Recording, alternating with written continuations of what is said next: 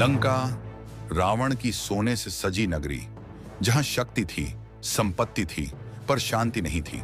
वहां की हवाओं में अब डर नहीं मगर घमंड घुला था, क्योंकि जिस रावण ने सीता माता का हरण किया था वो अब खुलेआम धर्म को चुनौती दे रहा था।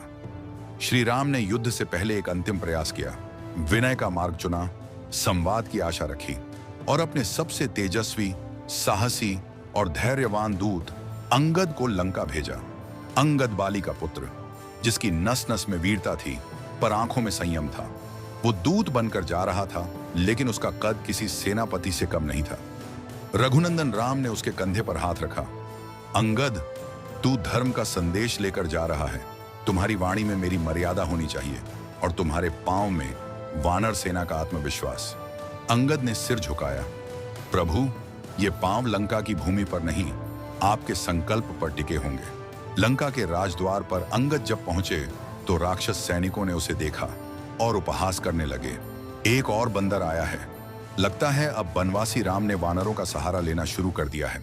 पर अंगद के चेहरे पर मुस्कान थी, वो मुस्कान जो युद्ध से पहले शांति की आखिरी कोशिश करती है।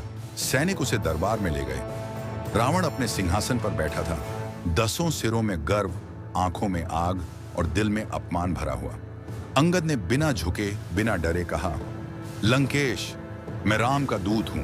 मैं उस मर्यादा पुरुषोत्तम का संदेश लाया हूं जो क्षमाशील और परम प्रतापी है। रावण हंसा। राम, वो वनवासी जिसने अपने माता पिता को त्यागा, जिसने राज्य त्यागा और अब वानरों के सहारे मेरी लंका जीतना चाहता है? अंगद ने शांत स्वर में कहा, जिसे तू वनवासी कहता है वही तुझे विनाश का मार्ग दिखाने आया है। मां सीता को लौटा दे, ये विनम्र आग्रह है, वरना समय की धारा में तेरा नाम भी धूल हो जाएगा। सारे राक्षस हंस पड़े। उनमें से एक ने कहा, एक बालक आया है लंका को झुकाने, इसे तो मैं छींटी की भांति मसल दूंगा। अंगद ने एक लंबा सांस लिया, फिर जमीन पर एक पांव पूरी शक्ति से गाड़ दिया। आवाज आई, धड़ाम! सारी लंका थर थर कांपने लगी। रावण का सिंहासन तक डोल गया। सभी दरबारी थर थर आए। तब अंगद दहाड़ा, अब सुनो मेरी चुनौती। अगर इस पांव को तुम में से कोई भी हिला सका तो मुझ श्री राम की सौगंध है और मैं उनकी ओर से वचन देता हूं कि प्रभु श्री राम सीता को लिए बगैर ही वापस लौट जाएंगे और किष्किंधा के साथ अयोध्या भी तुम्हारा दासत्व स्वीकारेगी। पर अगर न हिला सको तो जान लो, लंका की नींव डगमगाने वाली है। एक एक करके राक्षस आगे बढ़े, किसी ने बल से, किसी ने छल से, पर अंगद का पांव अडिग रहा। वो पांव नहीं जैसे धर्म की शिला हो। सभी ने हार मान ली। रावण क्रोधित हुआ। ठहरो, अब मैं स्वयं प्रयास करूंगा। वो सिंहासन से उठा, गर्जना करता हुआ अंगद की ओर बढ़ा और जैसे ही उसने अंगद का पैर पकड़ना चाहा तो उसका मुकुट नीचे गिर गया। तब अंगद और जोर से दहाड़ा, अरे मूर्ख, अगर झुकना ही है तो प्रभु श्री रामचंद्र जी के चरणों में झुको, वह तुम्हें सद्गति देंगे। मेरे चरणों में क्या रखा है?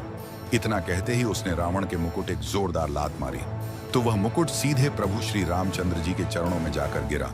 अब अंगद अपनी पूर्ण क्षमता से दहाड़ा। यह धर्म की विजय का संकेत है। अब भी समय है, लौट आ। तेरा घमंड तुझे इतिहास में अपमान दिलाएगा।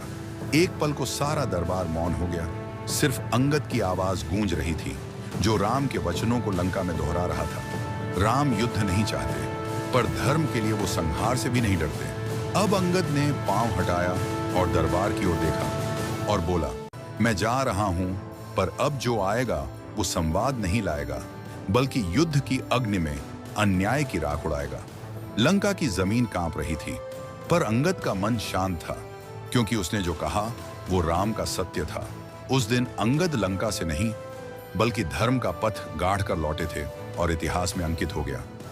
जब एक वानर ने पांव रखा तो लंका की नींव हिल गई, क्योंकि वो पांव राम के आदर्श पर टिका था। अहंकार चाहे जितना ऊंचा हो, जब सत्य सामने खड़ा हो तो वह झुकता ही है। अंगद उस सत्य का प्रतीक बनकर लंका से लौटा था। हाँ दोस्तों, ये बिल्कुल सत्य है। जब एक दूत ने अपने राजा के ओर से इतनी बड़ी बात कही थी कि आप सोच भी नहीं सकते, एक दूत को अपने भगवान पर इतना विश्वास था कि उसने लंका की भरी सभा में यह चुनौती दे डाली। अगर वह हार जाता तो, पर नहीं, उसका विश्वास अडिग था। उसे खुद से ज्यादा अपने प्रभु श्री रामचंद्र जी पर भरोसा था और उसके उसी भरोसे ने रावण को उसके कदमों पर ला दिया। क्या आप में भी राम का साहस है? और आप भी उनके आदर्शों को मानते हैं, तो ये याद रखना कि जब जब आपके पास सत्य की शक्ति होगी, तब सारा संसार भी आपका कुछ नहीं बिगाड़ सकता। जय श्री राम, जय जय श्री राम।